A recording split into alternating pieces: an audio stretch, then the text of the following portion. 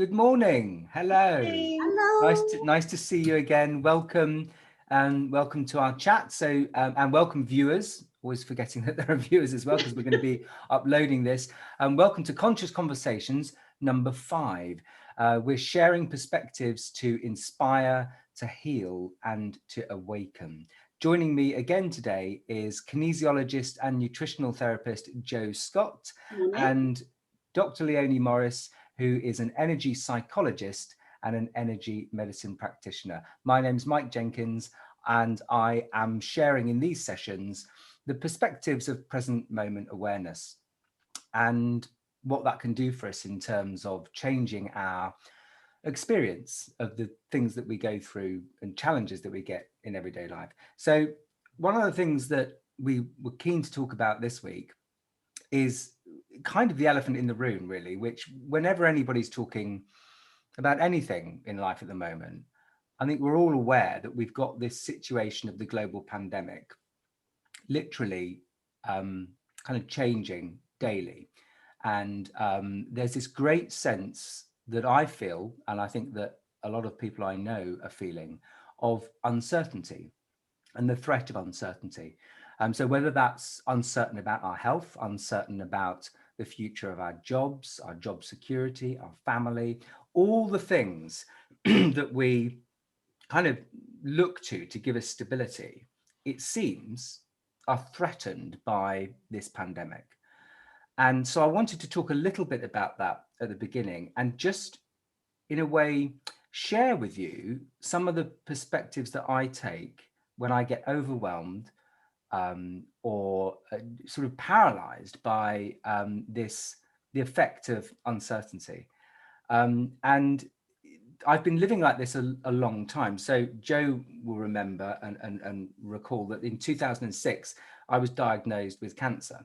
And previous to that, I had lots of mental health problems and had to take medication for years and years and years. So my 20s and 30s were sort of dogged by this constant sense of drama, illness, and disruption. So the cancer for me really, it confronted, the big uncertainty that actually everybody is getting a real closeness of at the moment with COVID. Is this the reality of suffering and death and illness and death, that we can't escape it. It comes to us all. But normally it's not hovering as such a reality, such a potential reality. Most of us can kind of go, yes, well, we know that we're going to get old and age and illness and we're all going to die eventually, but we don't usually live with that, the presence, we don't live with the threat of death, the threat of collapse so constantly. And I think there's a hidden gift in that, in this situation. And that's to look for in our own experience the things that don't die, or the aspect of our own consciousness that doesn't come and go. And so this morning, for example, I woke up feeling absolutely shattered, tired, thinking, how am I going to, I don't think I can do this video today. I'm so tired. I'm so exhausted. I'm so overwhelmed. There's so much to do. I can't keep up with it, but I've got to keep going because there's things to do and I've got to make money and I've got to survive and I don't know what's happening in the future. And there's so many unknowns. And, a lot of us are feeling like that at the moment. And of course, that can end up leading us to make choices that just aren't supportive for us. Perhaps going down the road of habits and behaviors that we know aren't serving us very well, but actually it's an automatic thing that we do in moments of stress and concern. So the power, I think, of present moment, just coming into the present moment in these times, is to focus on what is here, that one that we can do. So what is it that what can we control in this moment? What power do we have to make decisions that support us? But also in a way, just stopping and noticing that within our own experience, there is something that doesn't die. Basically, there's something that doesn't come and go. And that can eventually bring a sense of just surrendering to what's here right now. And so that's something that I always try to encourage people in the practice sessions that I do, are really all about just becoming more familiar with that dimension within us, because I think it can give us encouragement that, yes, actually, right now, there's a lot that I can't do. There's so much that I can't control. And that's okay, because I am only human. We are only human. But there's an aspect of our kind of existence that is infinite, that's divine, that in that sense, isn't only human. And it's what connects us all. And it's what was here before our bodies manifested, and it's what our bodies dissolve into. So we could call it the spiritual realm. We could call it the dimension of spirit, or the dimension of pure potentiality, emptiness. I don't know the right terms to use, sort of in terms of subatomics, or what, Just the quantum field. Quantum field, the quantum field. So which could be God, or could be, any religious sort of language that feels resonant for you. But that sometimes we can find clarity and a sense of power, personal power, in just recognizing the aspect of our own consciousness that doesn't come and go. And that from that we can find renewed energy. We can make decisions that are much more supportive for our health, and can really sometimes just, in a way, address and give us space to acknowledge some of the struggles that we're feeling, the emotional fears around uncertainty and illness and death. And because we're not just talking about the death of physical bodies or family members, often we're talking about the death of the old way of doing things, the loss of that, the transformation of that. And so I think that what we can notice in just paying attention to the present moment itself, as well as the things that are happening in the present moment, is we're encountering and becoming familiar with the process of just never-ending transformation, so that we can discover, well, actually there is something here that doesn't die, which means that, well, essentially life is just constantly recreating and transforming, and that, I think, can sometimes just give us that perspective to find better ways of surviving this, because it really is, in a way, this pandemic is forcing us into the present moment. So that's what I wanted to share today. So not a full meditation, but just a perspective. I love that, Mike. It even though that wasn't a meditation, the pace and timbre of your voice led us into that feeling of consciousness, of not being in our heads, of not thinking, of just finding that conscious space where it's almost like your inner sanctuary, where you're calm and where things are going on around you. So it reminded me, as you were talking, I shared a photograph. I love photography, and I live in a beautiful place in Cumbria, mountains, lakes, sea. And of course we have a scattering of snow. There was such a beautiful color palette.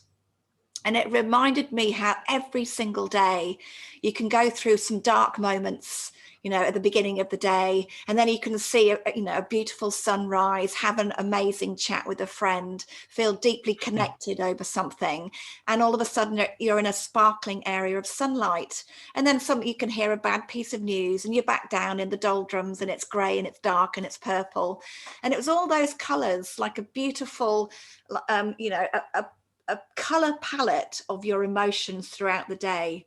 And we have no control over what's going through our head the majority of our time.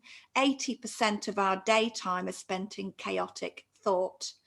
And much of that chaotic thought is negative. Mother Nature has biologically predispositioned us to negativity, to hypervigilance, where we're always looking for the things that are worrying and things that are scary because we're trying to protect ourselves. It's totally natural to feel really low, to feel scared, to feel fearful. And it's so wonderful, Mike, when you were sharing about confronting that, acknowledging it, and just knowing it's okay. And that's absolutely the message that I share with, you know, with my clients and people that I work with. And one of the ways that I've shared with people is that when you're in that state of, you know, fearfulness, I think what you were describing was overwhelm.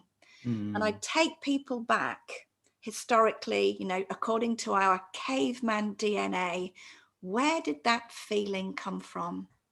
And why do we have it? And how long does it actually last? And when you understand the mechanics of it, it helps you realize that it's okay to feel shitty in the moment, because you know the next moment your wisdom will reconnect.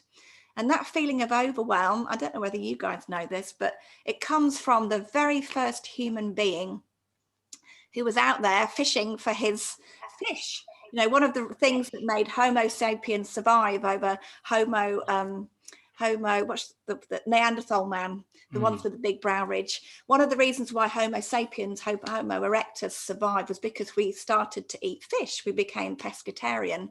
And when the first caveman went out of his depth into the sea to catch his fish, and suddenly was taken by the water and they were unable to breathe, thrashing around, that was the instinct of overwhelm. I can't breathe. I don't know what's going on. I'm petrified. That, you know, that feeling of losing control, the loss of autonomy, that is the feeling of overwhelm. And that's where it comes from. It's a panic, instinctual response to get back to your comfort zone, to get back to safety. And so that programming is wonderful. It keeps us safe. You have your moment of panic and then you retreat back to sanctuary, back to dry land where you feel safe. But that sanctuary, Mike, in your description, is absolutely the point of inner knowing, inner consciousness. That I'm underneath all of this, underneath all that panic, I am okay. And in energy medicine, I ask people to hold their hands. Actually, this is called the heart hug. You're crossing your hands across your heart and you're tucking your arms in, and your thumbs are winding up in what I call the side seam, where your arm meets your body, and literally just breathing into that space, imagining you're breathing down into your heart, is a naturally calming thing to do. So it pulls down your heart rate, it shifts your whole metabolic rate into a space of calm and peace and tranquility. It's inviting love and compassion into your energetic field. And I shift and do my beautiful little fingerprint fingers together in that, putting the pressure of your fingertips in that 3-finger notch right on your breastbone, right in the center. And I'm going to put the other one on your third eye. So your 3-finger notch, just the pads of your fingers, and just sit there, because what you're doing is you're connecting your brain and your heart.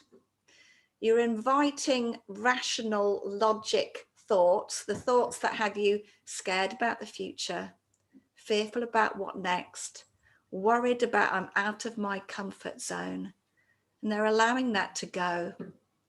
And you're inviting the deeper wisdom of your heart to take over from that everyday thinking, to take over from logic that actually doesn't serve us. You're creating a beautiful electrical loop. It's almost like a figure of 8 now that's circulating. So I can see your energy. And if you guys are doing this at home, you'd see, if you could notice energy, a beautiful figure of 8 pattern, and imagine it. Bring your consciousness to the shape of that energy, an 8 pattern of energy swirling through your heart, around your heart space, up through your neck and around your head, connecting the two in an infinite pattern of symmetry, of divine geometry, of intuition, of inner knowing. where your heart wisdom is beyond anything that you need to know. Your heart wisdom is simply reminding you, you're always okay. You're meant to be here. You can use your own wisdom to know the next step. You don't need to know tomorrow, the day after, months down the line. You simply need to know a wise action to do in the moment. And that will carry you, because moment to moment is all we have. It's the only reality, the eternal now. And your heart wisdom is giving you that. No more overwhelm, no fear, beautiful consciousness, your own blissful tranquility.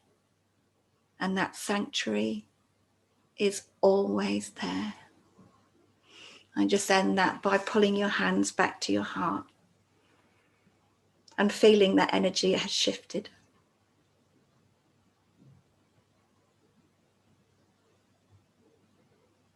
I hope you guys can feel it too. And that's amazing. Thank you so much.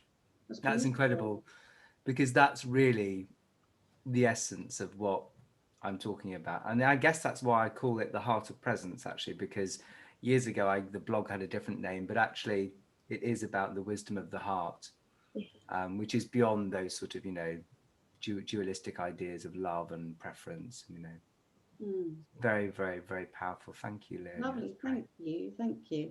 And I think that sort of links into really, we're saying that we have all this uncertainty around us, and it's about resisting that temptation to fight things. Fight the things that we can't actually control, and we can end up with our whole day draining our energy just thinking about all the stuff that is concerning us, worrying us, but actually we can't actually make any changes to that. And it's about making that shift to think about, what are the things I can control? And because that's where we can put our energy in and can actually make some difference. We can actually start to feel in control, because I think it's often when we feel that we're running out of control, that we feel the anxiety, we feel the panic. So it's about thinking what I can control. And there's one thing for sure that we can control, and that's ourselves. Our choices, our decisions, the things that we do. So it's about focusing. And I suppose that comes back to this whole part about the heart and having that awareness of who we are and all the great things that we have. And I remember, like Mike, it was last week you were saying, it's about thinking about all the things that we do have. And not necessarily focusing on what we don't. So it's thinking about that actually we have that control. And I think very much, instead of feeling fearful and running scared, it's about thinking, okay, so this is all happening around me. So how can I be the best I can be? How can I be in the best health? How can I work on my energy? So it's about, looking at what we put into our bodies. So thinking about what we're eating. What does our diet look like? And last week, we spoke about the blood sugar. So about making sure we're having that protein with every snack and meal, and making sure, we're having more fresh foods. And I think, one thing from this pandemic, the great opportunity is that if you're normally really, really rushed off your feet and don't have any time to think about what am I eating or what can I cook, this is an opportunity to maybe explore an area that you're maybe not so familiar with. Start exploring your foods, maybe start looking at some different recipes, some different foods that you haven't tried before. Because I think the thing is that, yes, all these things are happening, but with this and like the constant change, there's new opportunities. So, there's the opportunity to discover, well, actually, maybe I do enjoy cooking. And it doesn't have to be fancy cordon bleu or anything like that. It can just be cooking from scratch. And the great thing about cooking from scratch with lovely fresh food is that as we're cooking, all our digestive juices start working before we actually start eating, because we start seeing the color of the food, we smell the food. and we can start that digestive process even before we actually eat our meal, which then means we actually digest the food more effectively and we absorb the vitamins from the food more effectively. So we're actually looking after ourselves in that way. So there's that opportunity. Maybe there's also opportunities for, hobbies and things that we've loved from the past. So, maybe I've heard people saying, yeah, I used to really enjoy knitting. I used to love doing crafts, but, I'm so busy I haven't. Well, there's that opportunity to maybe start rediscovering. And I think it's about looking for those things that bring you joy. And I completely agree with Leonie. There will be moments where you think, oh my God, that big clouds coming down on us and we feel overwhelmed. But there is always, like there is with all the seasons, there's always a change coming. There's always the sunshine coming. There's the longer days coming. Maybe you're someone who, loves to do some gardening and get in touch with nature. So I think it's about searching for those opportunities. And, I know it all sounds lovely and flowery and pink and fluffy. And I know sometimes it's a challenge, but I think the great thing is when we have challenges, that's when we really find out what we're about. That's when we find out that actually we've got more resilience than we've realized we have. We've got more abilities. And actually, when we search for those different things and where we've maybe got some time to search for those, then actually those can bring us joy. And I think it's about looking for more things that can bring you joy. And they don't necessarily need to be things that we spend loads of money on or need to go and buy lots of things. But it's just about finding joy in the basics and maybe enjoying those moments of mindfulness. And I suppose one of the things that I use quite a lot within kinesiology, and I know Leonie will be very much into this as well, and I think Mike, you probably are as well, is about looking after our chakras. And our chakras, we can't see them, but they're almost like orbs spinning, which connect the energies, connect our emotions, our spirituality, and affect our physicality as well. So one of the things that I would think that would be really helpful for people at the moment is to balance your base chakra. And your base chakra is all about your grounding, about finding your place where you're at. And so you can easily do this yourself, and you can do it every day, and you can visit the other chakras as well. But let's think about the base chakra. So I would normally hold one hand. You don't need to touch your body. You just put one hand over, I would say sort of at the top, really, where your legs meet your body, and place your hand just like that, just over that area, and the other hand over the top of your head. And you can have your eyes opened or closed and just hold that there. And what this is doing is this is helping to move the energy down through that base chakra, and then to help release that energy and let that move up through the other chakras and right up through your crown chakra and up into your hand at the top of your head. Because often with our chakras, what happens is the energy gets blocked or the energy gets stagnant. Sometimes if we're feeling overwhelmed, we don't know really quite where we belong, we don't feel secure, then our base chakra can become stagnant. And by working this, now you may experience, when I work with the chakras, I actually start to experience feeling like the orb spinning beneath my hand. And sometimes it's almost as though the orb is pushing my hand away. And you may find if you feel a real surge of energy, you just need to just move your hand just slightly more away from your body. It may not be that you feel a lot of sensation, but probably the more that you practice this, the more you will become connected to your chakras. And this is a great, great, great self-tool to just help you balance your chakras. And maybe in other conversations, we'll explore some of the other chakras, but your base chakra is probably an area that is feeling a little bit stagnant at the moment. There could be a block in the energy because of that not feeling exactly where you should be, or not sure where you're going, what your direction is. So I would suggest practicing balancing your base chakra every day. You can do it more than once a day if you like. You may feel heat, you may feel the orb spinning beneath your hand, you may feel the pressure to move your hands away. But working on the chakras is a great self tool, and you can hold that there for as long as you feel you want to.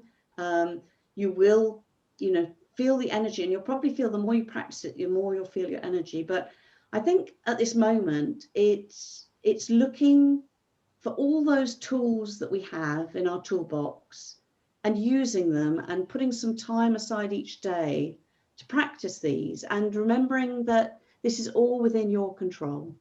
Yeah. The one thing you can be sure of controlling is yourself, your choices, and we may be limited in our choices, but we still have our choices, and we could choose how we spend our time, where we can, boost our energy and feel that once we start taking control of these little steps, we can start to feel maybe not quite so overwhelmed, but also feel, rather than sitting and waiting for things to happen to us, we're actually initiating what we can do. So taking action is so important, isn't it? When we sit there worrying about it, it just gets heavier and heavier. And I could really feel that, Joe. It's a really nice exercise, to be in balance. Beautiful. And probably the more you work with your chakras, the more you'll start to really feel the energy. And the great thing about that is you start to really connect with your energy and have that awareness. And that, I suppose, that all brings us back to our conscious conversations, which is this raising our awareness and realizing what incredible beings we are. But we often don't utilize half of it. Yes. But it's there, and it's like you say, Mike, it's there within us. We don't have to reach out. No, exactly. To get it. It's there. We just need to tap into it. Thank you so much. That's such a nice perspective to share, and a great exercise. And I think as well, Joe, I've gained so much from just meeting with you regularly when we've been working on your website and sharing, and you guiding me in some of my goals and behavior changes for, better nutrition, and even dealing with specific, since September, I've had a couple of specific health issues that Joe's helped me with. And so I think also when we take time out of the sort of constantly doing things, or, even if we're just sitting and worrying and, kind of going into chaotic, catastrophic thinking mode, I think sometimes when we get that clarity, we might realize, do you know what? I do need help. Maybe I need help from someone. And that might be just talking to a family member, or, opening up to somebody about things that you're struggling with. But it might be like it was for me. I need somebody to keep me on track, because I know all the things I need to do, but I'm not doing them for several different reasons. And I absolutely know that if I make myself accountable to somebody, and I know I have to turn up, then I will commit to that process much more. So I'm sure it's much the same with you, Leonie, if you're working in a coaching scenario one-to-one with people, perhaps to change their energy patterns, to, do things differently. And, it's such a big thing, isn't it? I mean, even just this that we do, meeting up each week, it's restorative, because we're not just on our own. We're conversing, we're connecting. And I think that's what people are missing, isn't it? That that connection. We need each other to stay accountable. If we were all kind of troglodytes living in our cave without any connection at all, we wouldn't care what we looked like. We wouldn't care what we knew. We wouldn't care what we smelt like.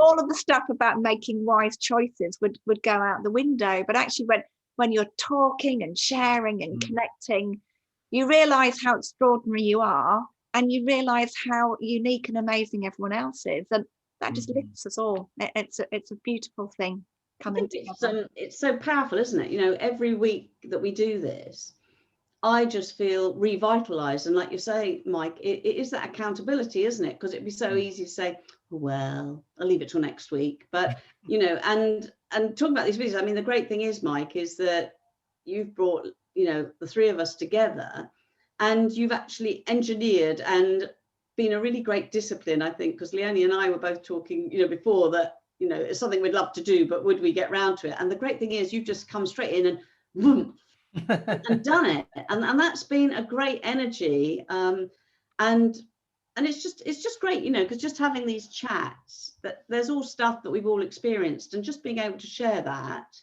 you know, hopefully, you know, for each of us, but also for anyone who decides to tune in, there'll be just a little something that someone can take, and that might just spark and just make that difference that could be really great for someone. So it's I agree, and also, you know, we all have our own, you know, everybody has life experience and stories, you know, and there's actually something, I was talking to a friend about this the other day, there's something really fundamental in our human experience to tell our stories, you know, to share some of the things we've experienced. And I think it's a fundamental part, you know, of what, you know, you talked to Leonie about Homo sapiens.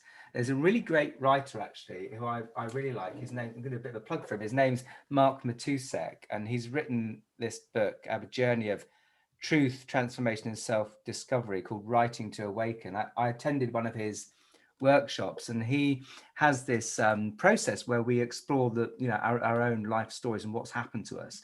So rather than trying to transcend them and just sort of get away from the human, you know, grit and mess of our lives, is to actually dive into it and explore it and you know, give it its due, you know, witness it, you know, that it happened.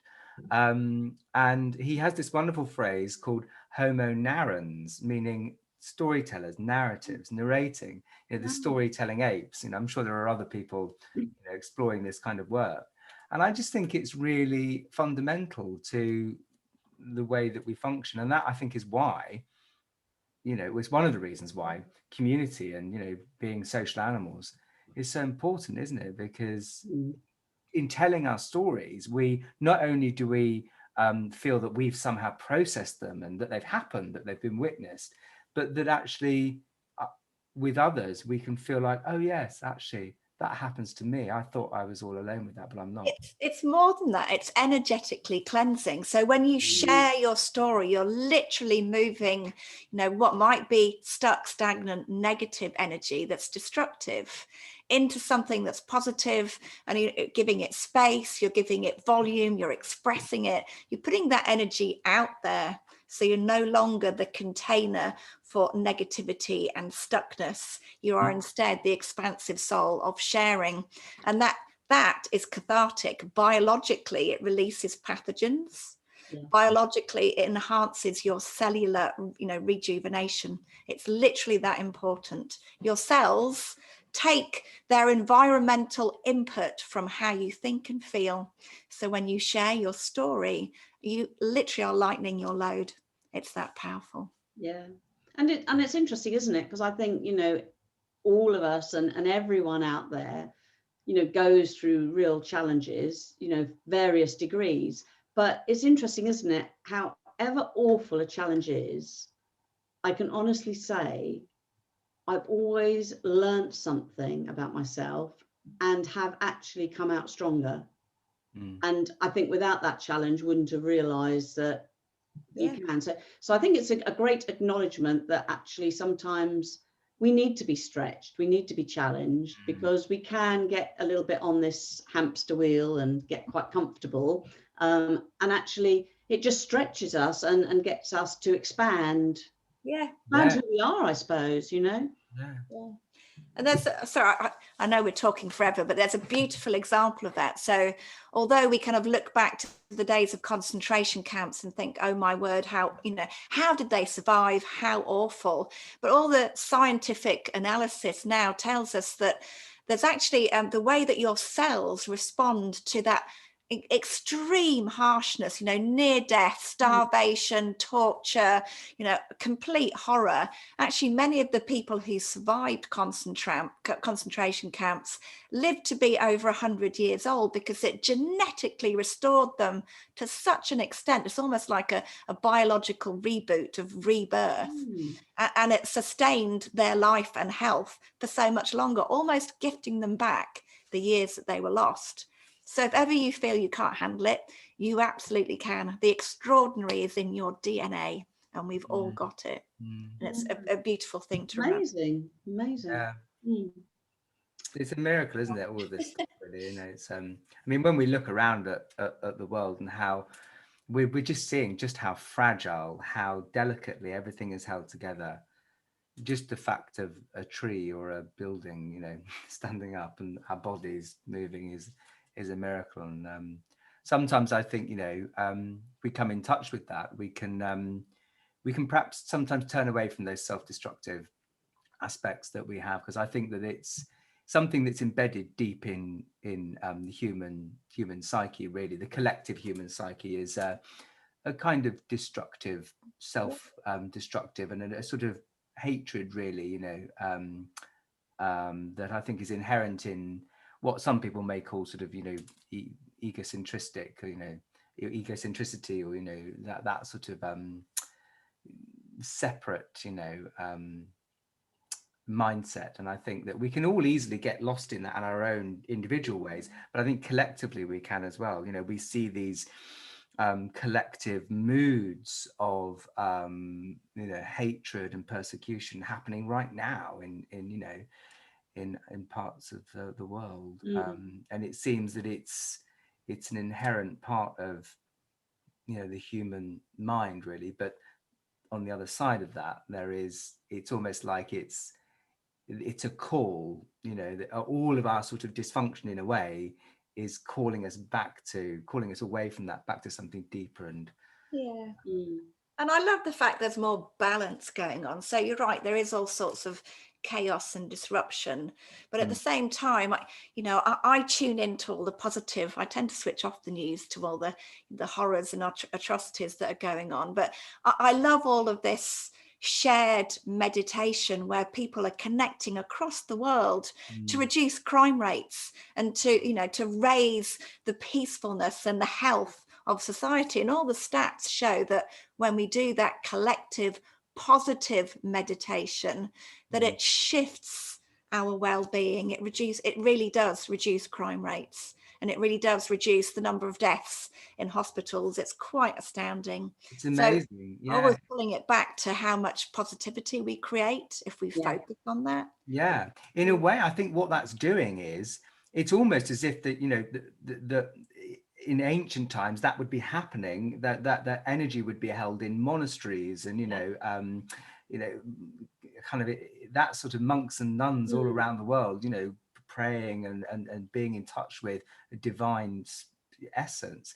But I think now that that's happening on a sort of wider scale in ordinary human beings, the way I see it is that all of this sort of you know, the hell of life, if you like, is going on, but that that when we collectively meditate in that way and we sit in that space, it's that energy that's meeting it. It's that infinite, pure, open heart of consciousness, sort of Christ consciousness or Buddha consciousness or any sort of great master or any great, it's the universal energy of consciousness meeting that. And I think it can dissolve. And perhaps the stuff, you know, that it's actually having a physical effect on the environment, that actually anything that comes into that field is more likely to just dissolve, you know, if more people are doing that.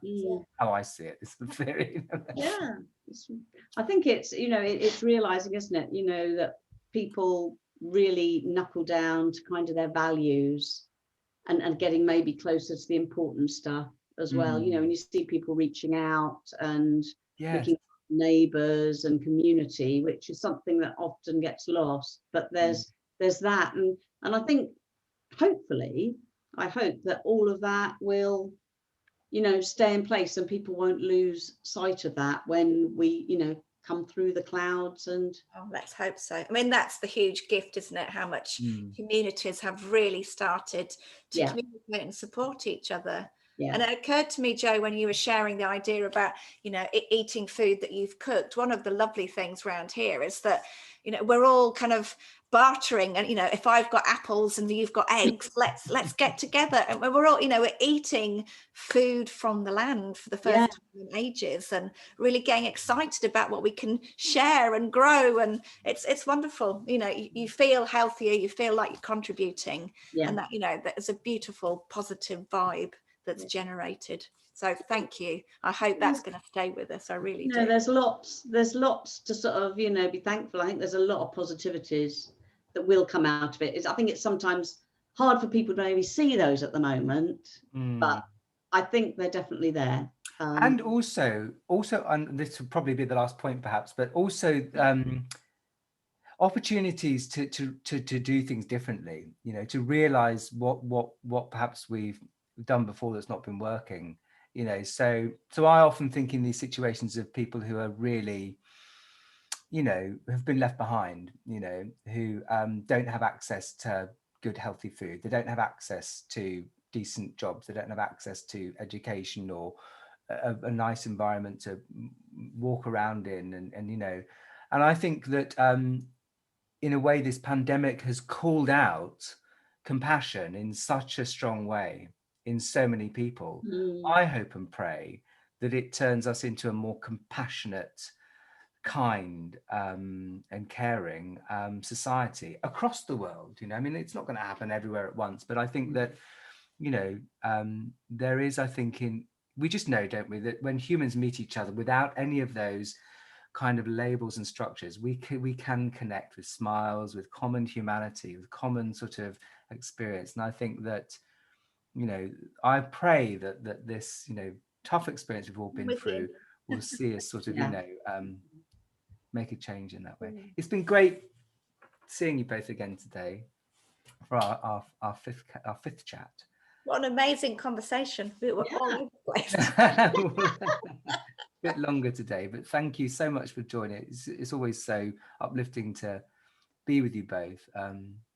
Thanks everybody for watching. If you've been watching on the YouTube channels, you can find out more about Joe's kinesiology and nutritional therapy practice, and work with Joe one-to-one, and have that regular weekly accountability and support for anything that you're struggling with in terms of health and well-being. It's not just about food and nutrition. Joe's work encompasses the whole of our being and well-being. You can reach Joe at feedyourwellbeing.co.uk, and Dr. Leonie Morris is really a very, very talented guide and coach in helping you harness the energy of your own body and to reconnect with deep sort of real wisdom in your cells and in your body. And so you can reach Leonie. Leonie's new website is in progress at the moment, so that will be launched soon. We're working on it together. But in the meantime, you can reach Leonie on Facebook and on YouTube. There'll be links below this video and elsewhere. And you can reach me at heartofpresence.co.uk. I'm really hoping to get together some regular weekly meditation slots or just gatherings for people. That would be amazing. Wouldn't it be nice, you know, just to gather together, because I've done it a bit over the lockdown periods, and, you know, even with just sort of 4 or 5 people. I mean, 6 to 12 is great, you know, but even a small group, I think it's really, there's that sense of being together in common spirit is really. I would really call out to people who are watching this to say that Mike's meditations are so powerful. You know, if you can't find your peace and your inner sanctuary, you will if you listen in. So I hope people join. Yeah, thank you. So too. Well, lovely to see you. Have a great afternoon, both of you. Thanks. See you next week. Take care, guys. See you. Bye. Bye.